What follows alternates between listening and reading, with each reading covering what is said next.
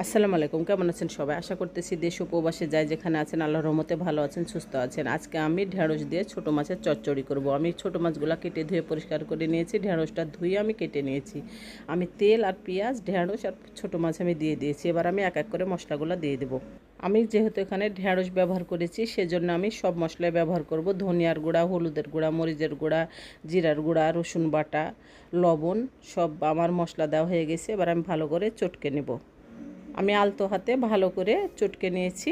তাহলে চলুন এবার কিচেনে যাওয়া যাক। আমি চুলায় চাপিয়ে দিয়ে আমি ঝোলের পানি দিয়ে দিয়েছি।